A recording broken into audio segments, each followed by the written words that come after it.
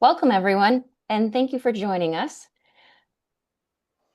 The Rio Grande, Rio Bravo is a transboundary river basin between the United States and Mexico, and it supports 16 million people and is one of the most biodiverse regions in the world.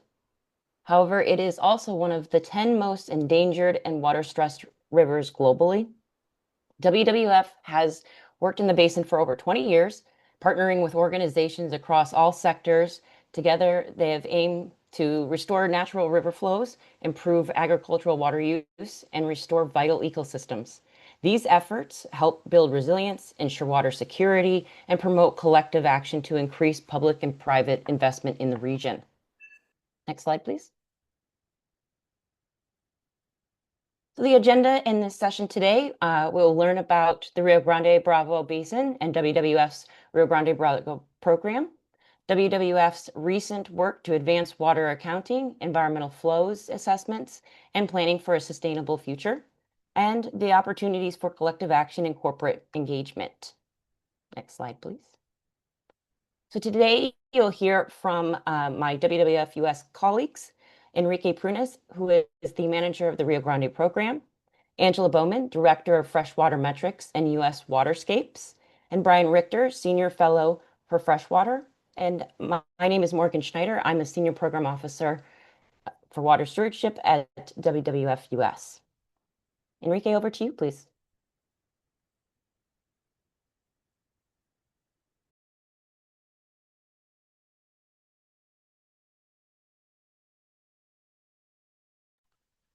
Okay. I was muted. So, hi everyone. I'm gonna give an overview of the basin, why it's important, and the work we do in WWF on the Rio Grande Bravo program. So to start with, Morgan mentioned that the Rio Grande is one of the most biodiverse regions in the world. Is this extraordinarily cultural and diverse region. We call it is a connector of ecosystems, communities, and cultures. It encompasses multiple important ecoregions from the forested headwaters to the Chihuahuan Desert, the southern part of the Great Plains, connecting it all the way to the ocean.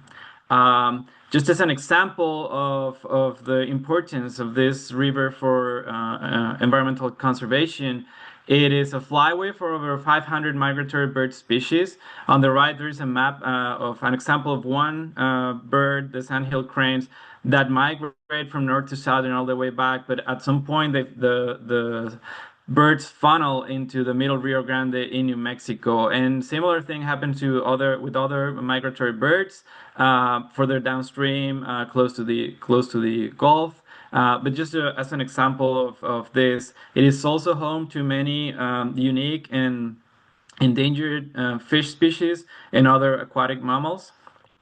And it's a home for 16 million people, 11 million in Mexican side. And here's just an example of, the rural communities, ranching communities, producers, indigenous groups in the headwaters, but also important in industrial cities like Monterrey or Chihuahua.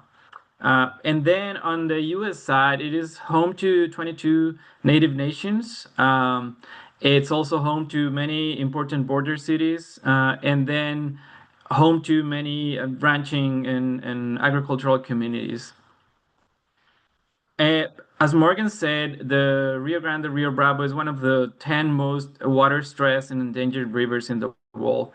So one of the main challenges is that the river has lost 85% of its natural flows due to water diversions, dams, and overconsumption. So the map on the right highlights in blue what used to be the natural river flows. Pre-development, we're talking about late 1800s, before any dam was constructed and irrigation diversions started.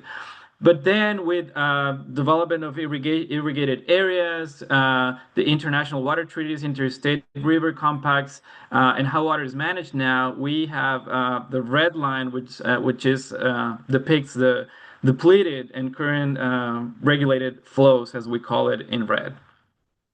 All of this has caused the species impairment, the loss of many riparian habitats that are important for these different communities and species. Farmers, cities, and rivers are suffering water shortages. It is expected that by 2050, there's going to be less water supply, of up to 25% less water in the river. Half of the water is consumed on farms and cities is unsustainable. And then overconsumption is depleting reservoirs, aquifers, and river flows. Here's another way to explain how the river is being depleted and how river flows have been altered. So again, in blue is these are hydrograph of different points along the river. From all the Lobatos is the Rio Grande in Colorado, Albuquerque, New Mexico, so on and so forth, all the way to Anzalduas, close to the Gulf. So you can see in blue the natural flows, in red the regulated flows, and how the river at different points along the basin retains a little bit of the previous important hydrological signatures like spring pulses and low flows, but by the time it gets to El Paso, is completely flat, like a dying river. Then it gets a little bit of water when it gets to the Big Bend, midway of the Rio Grande, and then again a flat line getting close to the Gulf. So this is the main challenge we're trying to address: reconnect the river, improve river flows, and all the communities that depend on it. So our strategy, current strategy is first ensure that strong science and policy guides all plans. This is the umbrella or the foundation for everything we do on restoring degraded ecosystems, optimizing available water, and promote water resilient farming. So I'm going to talk a little bit about each of these strategies in the next couple of slides, just to get a sense of the work we're doing. So as I said, a lot of ecosystems have been degraded, and it's a big effort on restoring degraded ecosystems. Uh, targeting repairing habitats and wetlands, but this in forested and grassland areas. So we collaborate with partners on restoration and watershed planning efforts to identify projects that are important for communities in the right places. We partner with the private sector to leverage private and public funding to invest in nature-based solutions. We currently have five ongoing projects throughout the basin with multiple partners that are replenishing 20 million cubic meters, restoring 264 hectares of wetlands and repairing areas, engaging close to 500 people, restoring over 600 kilometers of rivers and streams.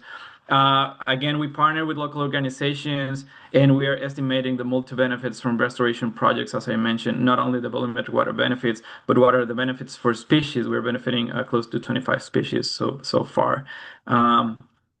When we talk about optimized available water, we refer to there's always going to be some water moving in the river, either to deliver to irrigation districts or to downstream water users, or to comply with the interstate water compacts or the international water treaties. And we are working on multiple coalitions with agencies, with other NGOs, with academic institutions to develop consensus of what river needs on environmental flows and how can those be incorporated into official water management plans with water agencies and political entities. There are examples of that in different places of the basin where we operate and partner.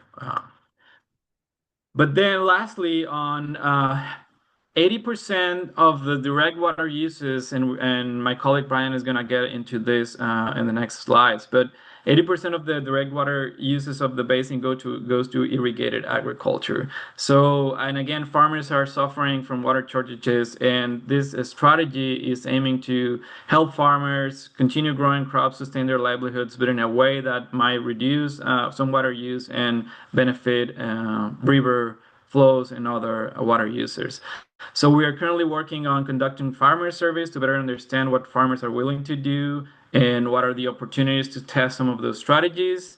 Eventually, we would like to pilot some of those promising strategies in partnership with different producers groups and companies, and also leverage more investment to scale this up in a collective action way.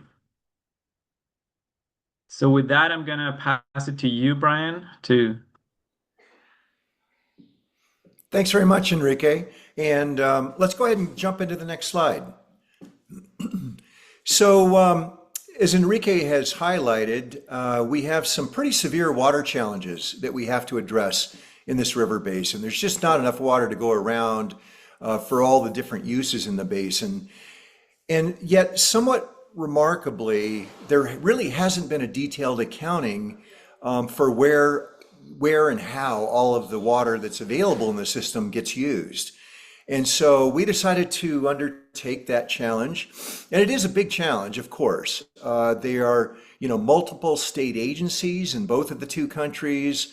You have, issues of sort of sharing of international data sets and access to those data sets. So I guess it's not too surprising that this hasn't been attempted before, but it was quite an ambitious undertaking. We had about 14 researchers involved in trying to compile the water accounting, the water budget for this system. And so I'm going to show you a couple of slides, some of the summaries, and share with you what we've learned about the water situation in the Rio Grande Bravo. And you see over here on the left the bullets. The top three we will refer to as direct consumption of water. And then the other two, reservoir evaporation and riparian evapotranspiration, those we refer to as indirect. In other words, people aren't intentionally using water for those purposes, but they are, they are an important part of the overall water accounting. Okay, Enrique?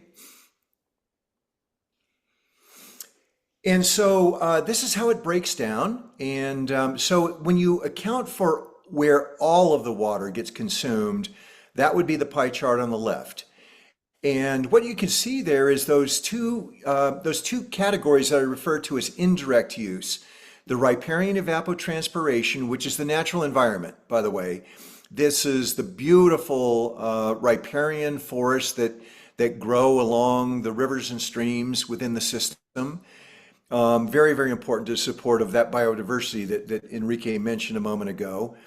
And then 12% of the water is evaporating off the surface of the many reservoirs that are distributed throughout the basin. You do see even in that left pie chart that agriculture is really the largest of the direct water consumption categories. And that's really highlighted when you look just at the direct consumption in the middle pie there. You really see agriculture is almost 90%, very, very dominant, very, very important in trying to resolve the water challenges in this basin. That far right pie there shows you we were able to break down the water consumption by each individual crop. We looked at more than 30 different crops being grown within the basin. And the one point that I will make here, and Angela will say a little bit more about it later, is that what we refer to as cattle feed crops. These are crops that are fed to cattle for either beef production or dairy production. They account for over half of all of the irrigated agriculture. And because agriculture is, almost 90%, that means about 45% of all the water that's directly consumed in the basin is going to produce these cattle feed crops. Okay, Enrique?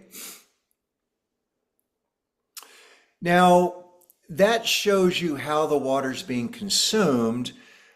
The other thing that we really were able to document and reveal within our analysis is the fact that the available water sources are really being depleted within the system.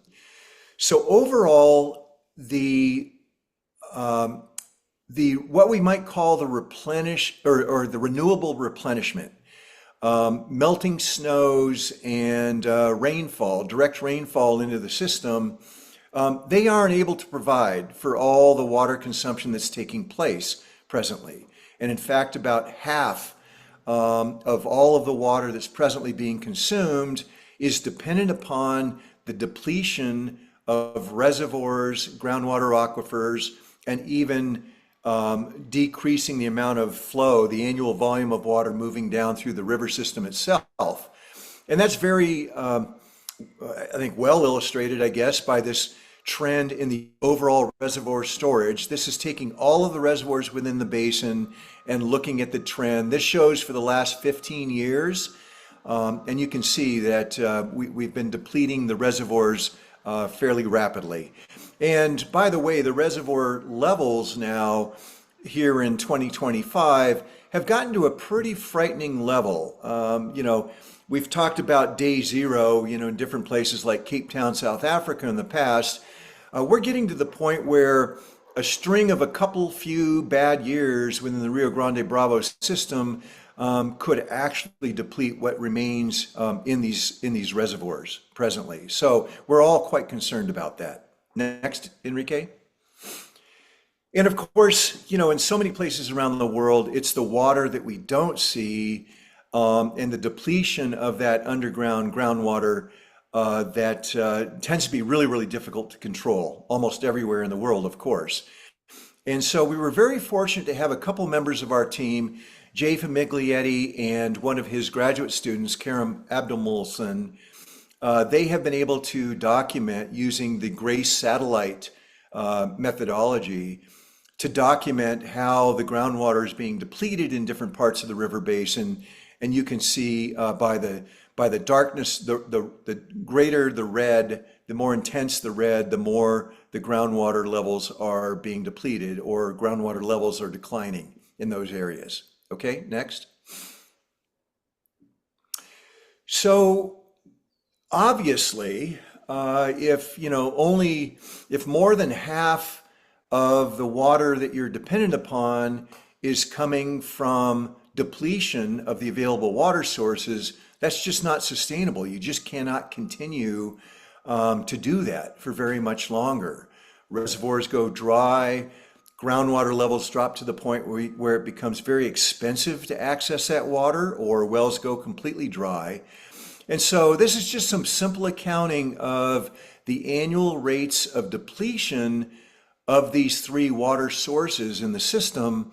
And it ends up being a very, very large number, very, very concerning number. And I think there might be one more bullet point there, Enrique. Yeah, so there we go. So if you compare the total depletion to how much water is being presently consumed for direct purposes, again, that's municipal and commercial, power generation, irrigated agriculture, the rate of overconsumption in the system is a little bit over half. So if we wanted to bring the system back into balance, into a long-term sustainable balance, we would have to cut the current levels of consumption by about half. And that's going to be extremely difficult to accomplish, but there's very, very active conversation taking place about that challenge. Next. I think this diagram really helps to illustrate the nature of this challenge. So on the left there, you see, kind of the renewable replenishment, as I referred to it. All of the river flow, all of the groundwater recharge that's coming into the system or available within the overall system each year. That's supporting a lot of this activity, but those upper categories, aquifer depletion, river depletion, and reservoir depletion, those are very concerning. And the fact that we are dependent upon those to support so much of the direct consumption is really a focus of a lot of our efforts within this river basin. Okay, next. At the same time, and so here's the irony, is that, or not the irony, but here's the consequences, I guess, that irrigated agriculture is very dominant. It's the dominant direct consumer of water, almost 90%. And at the same time, because of water shortages, largely, farmland is going out of production within this river basin. And so you see some of the statistics there. The Pecos, which is a very, very large tributary, has, in the last couple of decades, lost about half of its farmland because of these challenges. There's just not enough water to keep producing at a level that is sufficiently profitable for the farmers to keep them in business, keep them on their farms. And so it's this vicious cycle of we're overusing the water And at the same time, that overuse is driving a lot of irrigated agriculture out of production. Okay, next. And so, in conclusion, WWF, as well as a lot of other conservation interests and water managers within the basin, political entities, we're all talking very actively about how do we turn the tide here? How can we bring this overall system back into balance? A key part of it has been really developing a pretty detailed understanding of what the environmental flow needs are. How much does the river itself need? We've talked about how much the riparian vegetation, the natural environment, is presently consuming, but the timing of that water availability matters a great deal. And so we've really tried to understand what time of year do you need a pulse of water, a spring pulse coming off of the snowmelt runoff to really support a lot of those species that are so important in the system. We've been doing a lot of scenario modeling, both computer modeling as well as we are now fostering some surveys of the farming community and some conversations around what they want their future to look like. There are a couple of big federal agencies, the U.S. Bureau of Reclamation in particular within New Mexico is doing a lot of modeling-based analysis with a lot of stakeholder groups to try to explore what do people need, what kind of flexibility do they have, how can we possibly reduce that overall consumption of water? And again, can't make the point strongly enough, this is a binational river system. And so being able to deal with the transboundary issues between the United States and Mexico is going to be a big part of the solutions here. Enrique, I'm going to turn it back over to you. Thank you, Brian. And I think it's up to you, Angela.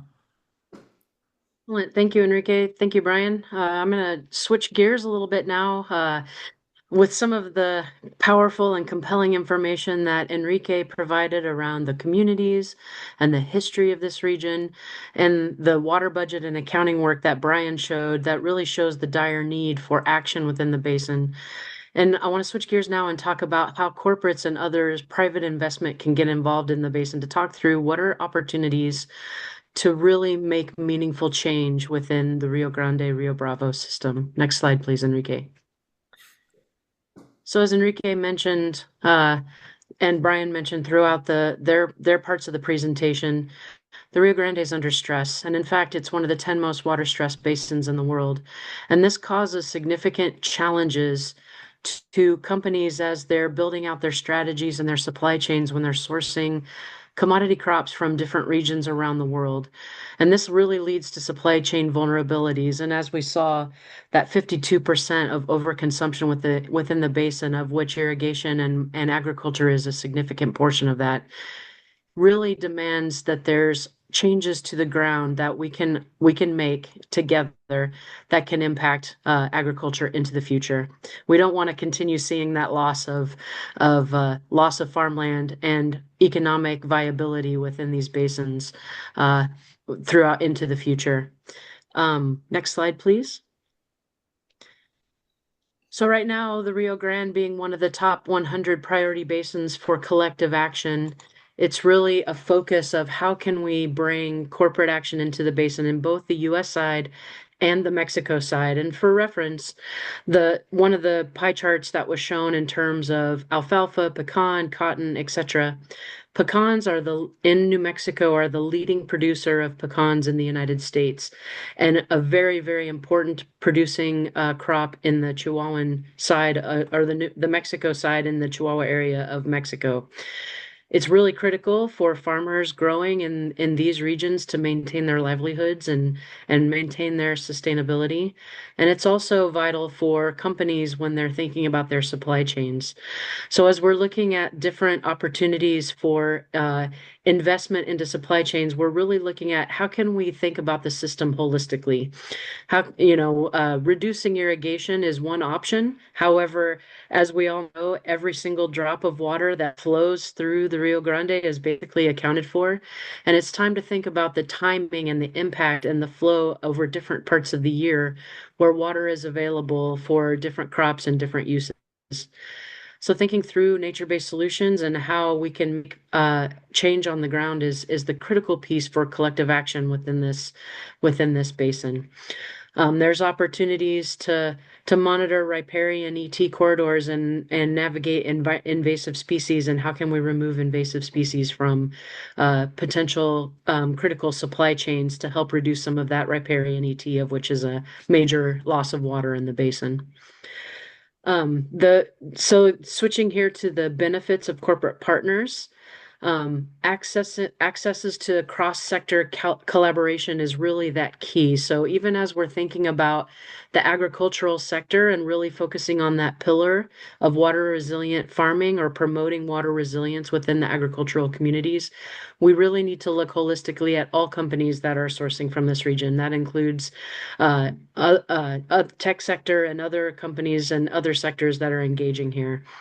The focus then is on that operational resilience. As one example, corporate funding in the New Mexico side or the US side of the basin so far has led to over 18 million cubic meters of water replenished since 2023, which is a pretty incredible number in a short period of time to show in the headwaters of the Rio Grande how much water and can be slowed throughout the system. So rather than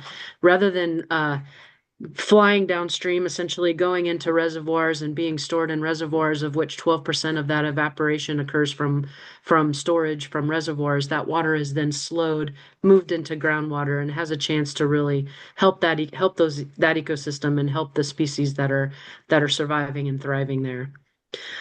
The next step around measuring impact with scientific rigor, the whole foundation of this scientific work that WWF has been engaged over the past several years has led to this moment where we're really at an inflection point to think about how do we get corporates involved to make this meaningful change that is both beneficial for supply chains and beneficial for nature and beneficial for the communities that live in this basin. Next slide, please. I'm going to leave you here with this call to action. So the Rio Grande, Rio Bravo it's at a tipping point. Like I said, it's at an inflection point, and companies can and must be part of the solution for their own supply chain resilience and for the communities that live and work in the basin. WWF and many other partners are working to make this easier than ever to take this science-based approach, this approach that throughout the conference this week, I've heard about fragmented solutions, and I've heard about pre-competitive collective action or setting egos at the door and working together for the benefits of nature. And the Rio Grande is one example, one stark example, I would argue, of a very water-stressed region where we have the ability to make change, but it's in doing it together where we're going to be successful. So I'll leave you with help us shape a water-secure future for the Rio Grande, Rio Bravo. Thank you so much, and I'll pass it back to Morgan to take us into the Q&A. Thank you.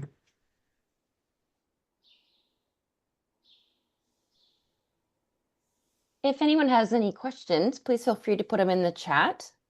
But at the moment, I do not have anything from anyone, but maybe give them a moment to see if there is anything that they would like to put in there.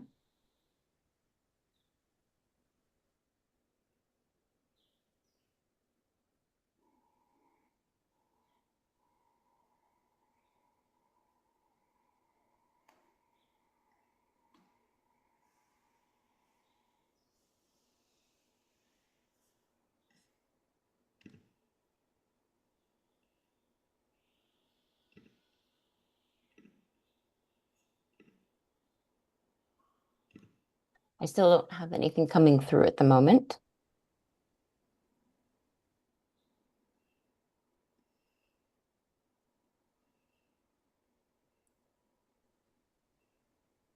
One question I have, this is Angela. So Enrique, one question I have for you, maybe you can talk through a little bit the partners that we're working with in the basin and some examples of some of the challenges and successes that we've had so far in the basin from your experience over the past 3 to 5 years. Sure. So just to elaborate a little bit more on that, we have built dozens of partnerships over the last 10 plus years, including companies, corporate partners, water management agencies such as the Bureau of Reclamation, CONAGUA in Mexico, the International Boundary and Water Commission, and their counterpart, SILA, and the New Mexico Interstate Stream Commission, some of the irrigation districts, also many academic institutions, local universities such as University of New Mexico State University, University of Chihuahua, and even universities that are outside of the basin but that have research in the region, multiple local partners, multiple NGOs, over 20 NGOs that are very active on multiple coalitions and initiatives, and WWF is a good partner of many of those. Local communities, too. We have worked with indigenous groups on the Mexican side for many years and trying to better understand what are the needs and capacity needs and the opportunities to partner and support some of the native nations in the U.S. side. Starting to have more conversations with farmers. So all of that is really the kind of foundation. Partnerships and are the core of what we do, with communities at the core of what we do.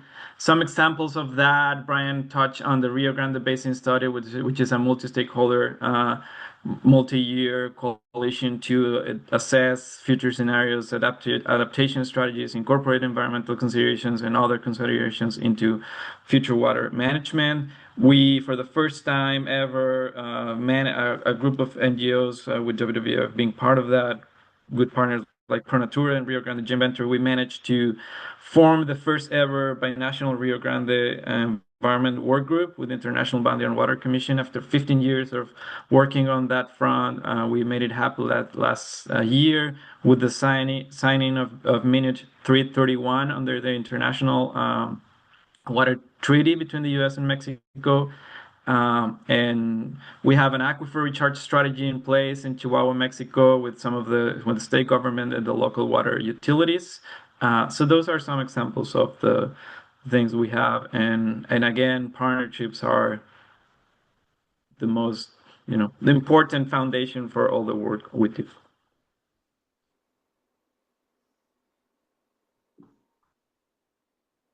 Great. And we do have a question here. It says, can you give some examples of how corporations contribute to collective action at scale that's making a difference? And how can we adapt these examples to the Rio Grande? Which corporations might have an interest in the RGRB, and given the basin's low population size and relatively small economies? So perhaps if want to start off with how you can give some examples of how corporations contribute to collective action at scale that's making a difference, and how can it adapt some of those examples into the Rio Grande? Yeah, thank you so much for the question. This is a really awesome and challenging question to think about collective action at scale, right? There's been several examples of successes. One example is in WWF's place-based program in the Northern Great Plains, where they're engaging in landscape collective action right now, where companies invest in a platform to monitor and measure progress over time. And then the partners that are willing partners as part of the platform, they make the decision on where interventions from those investments happen within the landscape. So rather than being driven by corporations and I want X by Y in this location specifically, rather it's determined by the group of local NGOs that then determine the impact, where the impact can be greater for the community and for nature than just one-to-one. We're hoping to begin bridging that in the Rio Grande, Rio Bravo. Is there possibility to replicate that model to show impact where corporates begin to invest, not necessarily in one specific place, but rather in the whole basin, and then partners that are part of this work in this Rio Grande, Rio Bravo system, then decide where are the interventions most appropriate for cotton supply chains, pecan supply chains, dairy and cattle as examples. Adapting these for the Rio Grande, Rio Bravo, I think is actually quite simple based on the work that Brian and several scientists have done throughout the basin to show the water budget and accounting. We're at a critical tipping point, and this is the need to begin investing in the basin where there is, I hate to say low-hanging fruit, but real opportunities to show change over time that can be fairly rapid and meaningful to the communities living there. And I would argue that low population size and relatively small economies, does that really matter actually in when you're talking about a place and a community and people who've lived there for generations and who love this area? It's very important for the many different species that migratory birds as examples that fly through this region and make critical stops for their survival, as well as a lot of the other species that are endemic to this community. The Chihuahuan area of Mexico is one of the most biodiverse regions of the entire world, and it's important to protect that for future generations and for the survival of the basin. Thank you so much for that question. I'd love to continue this conversation if you would like to follow up offline, Patrick. Thank you. Morgan, maybe I know you're facilitating, but can you talk a little bit more about the which companies or which sectors might have an interest on the Rio Grande, since you've been working on that? Sure. So as Angela mentioned, obviously there's a number of different crops that are being grown throughout the Rio Grande, Rio Bravo. And so obviously some of the companies that would be sourcing those specific items would be of concern to them. Also, from the context of a lot of the companies, even if they aren't necessarily sourcing directly from, say, around in New Mexico or upstream area, if they're perhaps more so located down in Monterey, it's still a concern for them, obviously, because of the points that everything is going to be moving downstream. And so even if they are down there, it's still a concern based on their location and the flows of the river in general.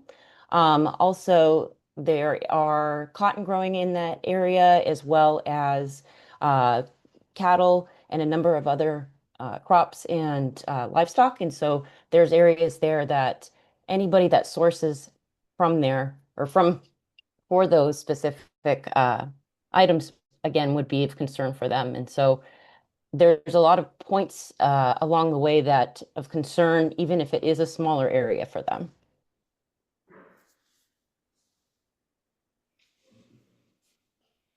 And it looks like we do have another question as well. It is, how can smallholder farmers, who are often most vulnerable, be supported financially to adopt water efficient practices without being left behind? Brian, do you want to take that? Sure.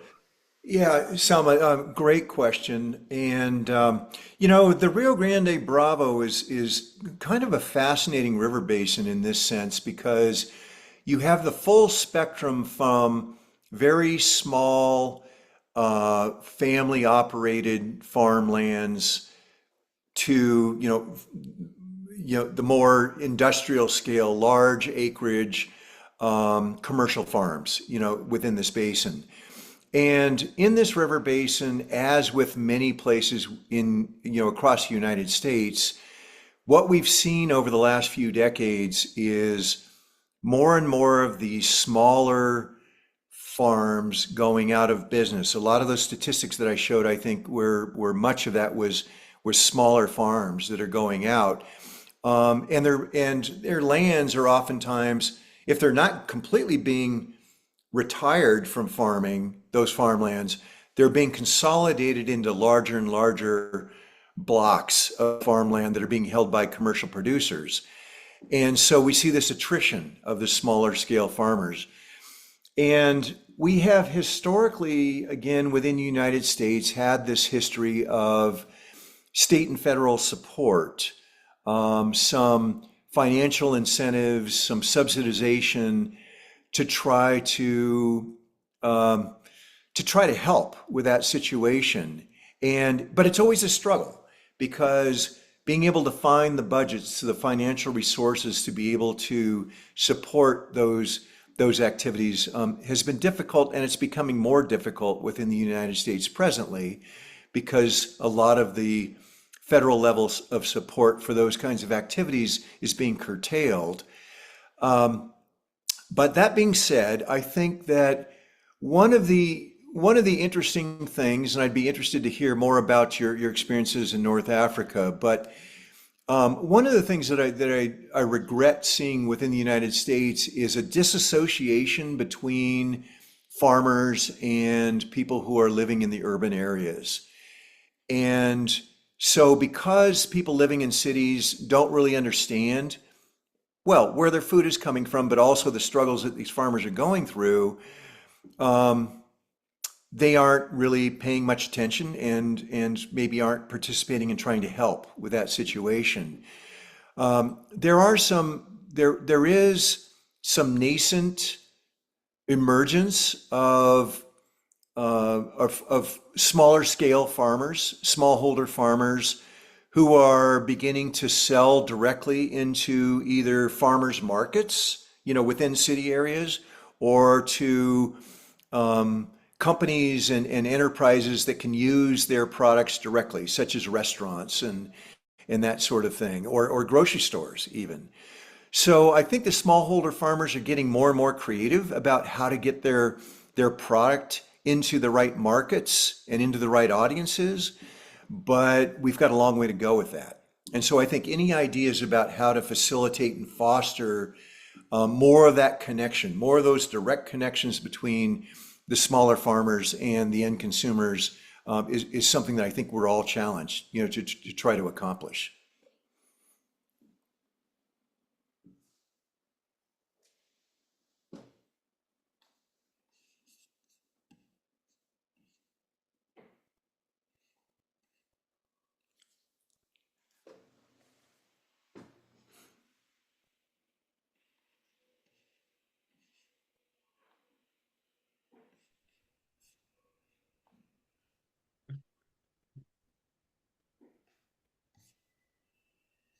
Have any current questions yet?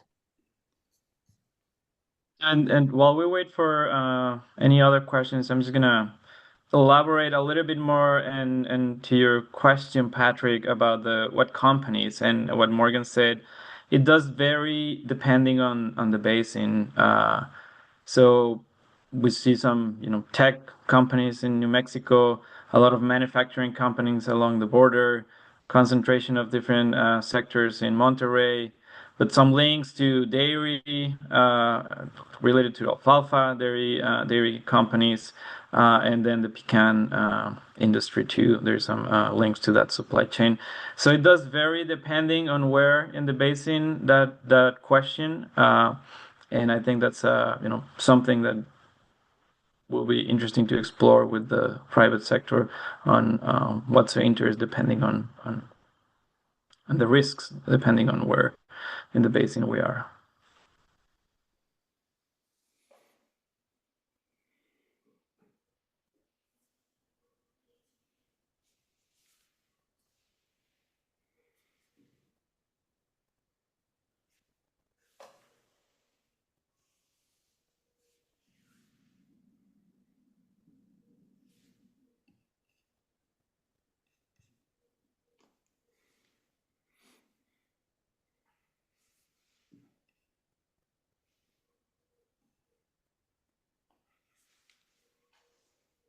Any other questions,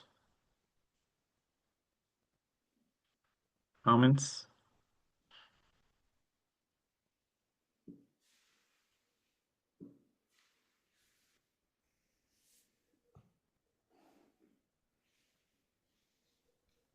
Nothing new at this moment, no.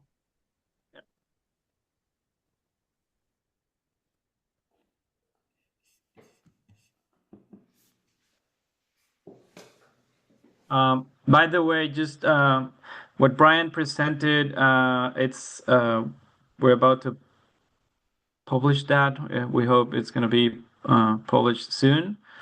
And as soon as it is, public information, we're going to distribute that. And it's a paper that's coming that might be of interest for many in the basin, and we're going to be talking more about that water accounting with it. So Patrick has a question about assessment of corporate partnership opportunities. Maybe Morgan or Angela, do you want to take that?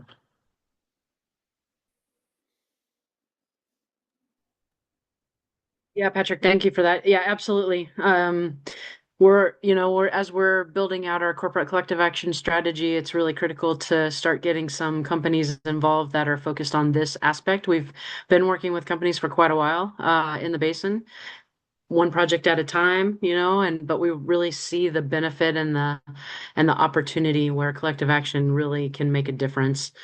So yes, totally agree. An assessment of the partnerships is definitely in our horizon. Love to talk more on that.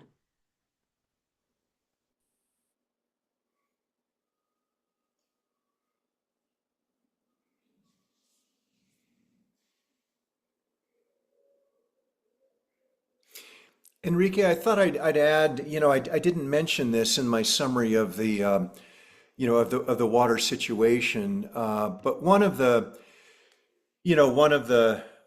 statistics, I guess, that we revealed in our paper is the fact that um, the natural replenishment, specifically the river runoff, appears to have declined in this river basin by about 17%, so just under 20% over the last couple of decades. And I think that the Rio Grande Bravo is really, you know, uh, an example of what's happening in many places around the world where, as climate warming is having an effect on decreasing water availability, communities are finding it extremely difficult to adjust to those reductions in available water supply. And so I hope that you'll hear, many sessions at Stockholm. I wish I could be there with all of you again this year. But I think this is one of the great challenges. I don't think it's an exaggeration to say for humanity going forward is how are we going to adjust to this situation? And we know climate science is telling us that it's going to get more challenging, not less challenging. It's going to get more challenging. We expect in the Rio Grande Bravo, for example, we may, as Enrique mentioned at the top of the presentation, we might lose another quarter of the available water supply. So we're behind the eight ball, or sorry for the metaphor, but or the analogy there, but we really need to adapt, and we need to adapt much more quickly than we're responding presently. And so a big question for all of us is how do we help communities, to make those adjustments? Dealing with a quarter less water is an immense challenge with immense consequences for economies, for cultures, for livelihoods and well-being. So uh, we can't talk about that enough, I think, and it's a very very urgent issue, and I hope that we can really really accelerate and amplify that challenge. So we do have two new questions. So how can this case guide global efforts to manage water scarcity in other arid and biodiverse regions that cross borders?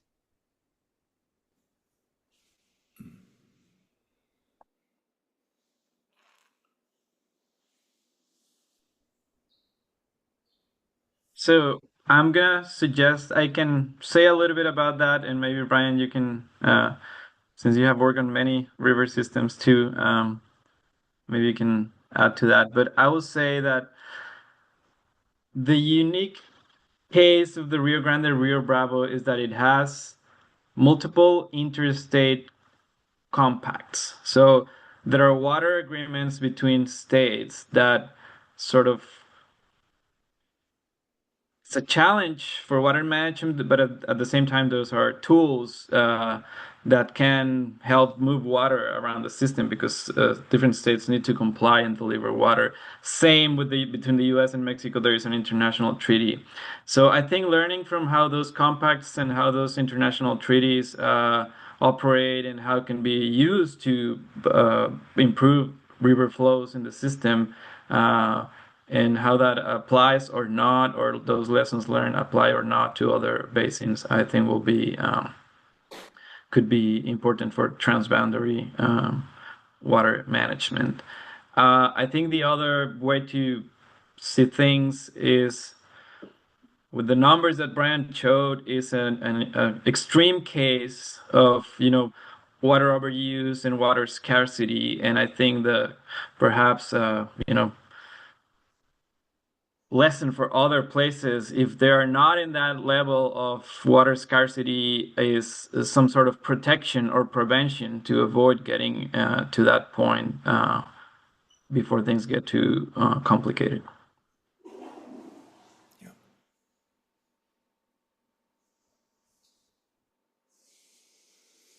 Brian, anything to add on that? Yeah, Selma, thanks for asking the question. And it's yeah, I've spent a career looking for solutions to your question, Selma.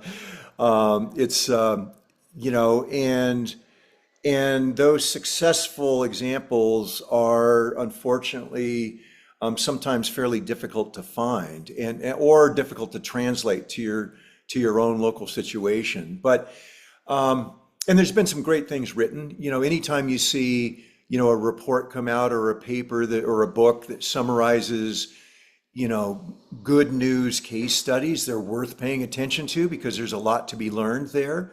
I will just mention one piece that we worked on with a large group of students, university students, over the last couple of years. And it was just published a few months ago in the Water Policy Journal, which is the journal supported by the International Water Association, of course.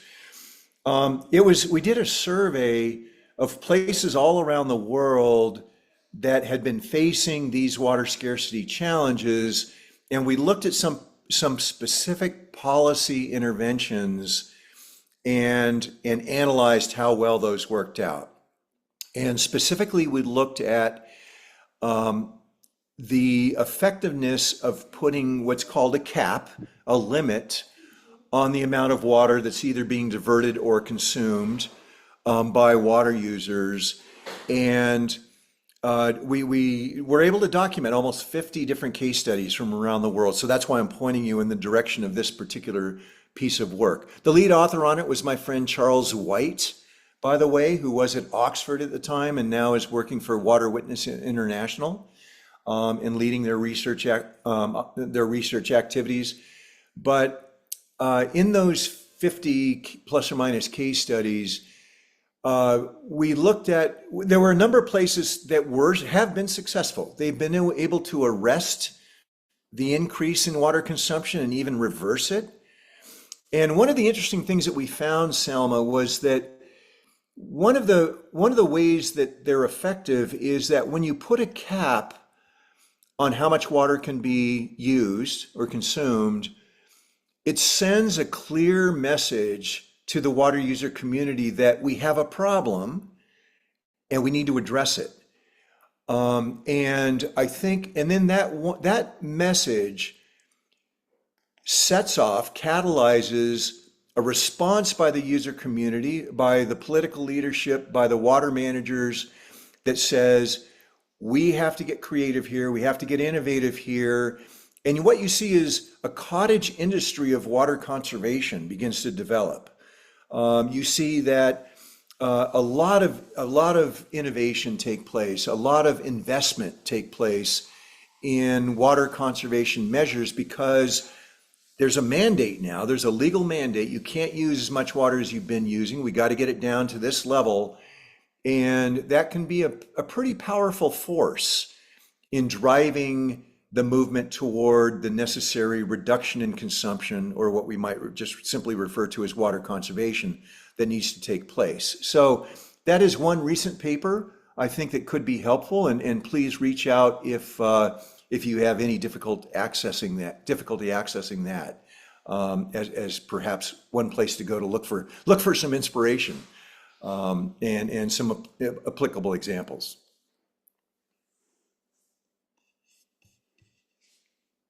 Oh, and thank you, Alan, for putting that. Alan Townsend just put a link to that paper in the chat. So another question we have is, if you could pick one action, such as riparian planting, to increase aquatic ecosystem health depleted by agriculture, what would you choose?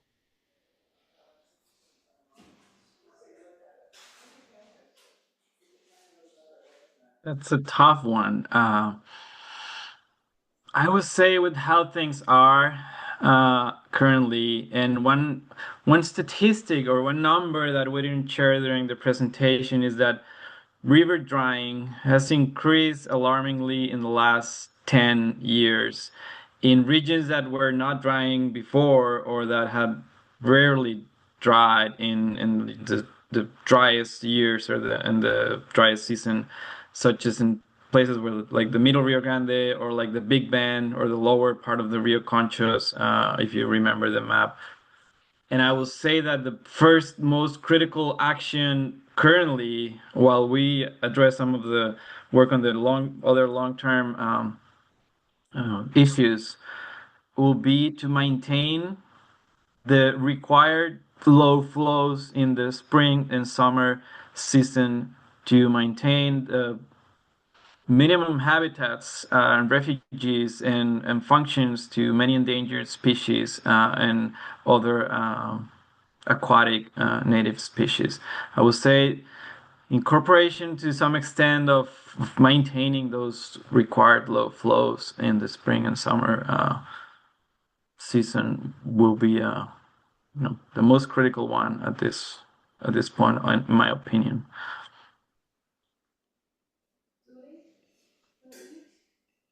Great. And we have another question.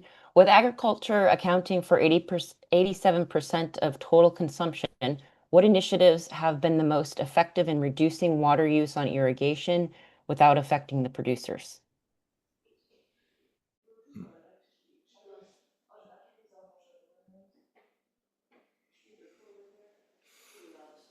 Enrique, you want me to start? Yeah, you can. Yeah, please. Well, Fernando, the bad news is that this is a magic trick that we haven't figured out how to do yet. Because your part where you said without affecting the producers. When you have a situation where you have such a high degree of overconsumption, something has to change. And that change, unfortunately, is going to come to bear most heavily on irrigators, on farmers, because that's where the vast majority of the water is getting consumed. So something has to change in irrigated agriculture in order to bring these systems back into balance. One of the hopeful avenues, although it's by no means a silver bullet, is to help farmers transition to a different mixture of crops, moving toward crops that are far less water consumptive, if possible. But, to your point about without affecting the producers, a key metric there is, can they remain as profitable? Can their livelihoods in terms of, economic production be as little affected as possible? And we've taken some pretty deep dives at that. And I think that in many places in the world, there's a lot of promise in that. We have to move to, either in some places are moving to dryland farming, and other places are simply going from pretty water intensive crops to crops that require much less water consumption.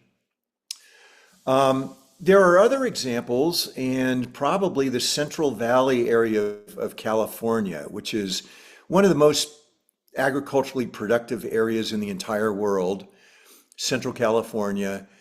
They're having some very serious conversations about what they refer to as land repurposing. And they have assessed that about 20% of their agricultural farmland is going to need to be, repurposed. Something different is going to have to be done with that farmland.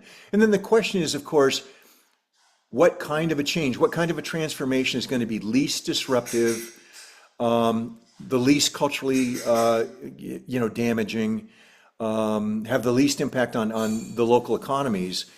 And so they're experimenting, and they're having a very active dialogue. And maybe that's the answer here, Fernando, is how do you facilitate the dialogue about this challenge? And out there, what we're seeing is they're talking about going to agrivoltaics, in other words, renewable energy production on some farmland, while some portion of that farmland can remain in production, but you're also producing solar energy. And perhaps the farmers are able to lease the opportunity for that energy production to energy companies that are able to help with their financial viability. In other places, some of that farmland is going back to habitat for endangered species and other wildlife species that really need, some help, some more habitat. So sorry for the long-winded answer, but maybe the fostering of the dialogue and really engaging the water users, and in this case, the farming communities, in a meaningful dialogue about what they want their future to look like. That begins with an acknowledgement that we have a problem. We can't continue to overconsume and deplete these reservoirs and these groundwater aquifers. So it's an acknowledgement. That's where it begins. When you have a problem, you have to acknowledge the problem first and foremost. But then engaging, everybody in a productive dialogue about what do we want our future to be, and how do we move in that direction. So I'll stop there. Thanks, Brian. To you, Enrique. So thank you, everyone. We need to wrap up. Thank you for joining. I think the slides and the recording are going to be available on the World Water Week platform. You can take a look at that. You can reach out to us if there are any questions or any follow-ups. We have some information we can share, papers, reports, stories, and more to come. So thank you, everyone.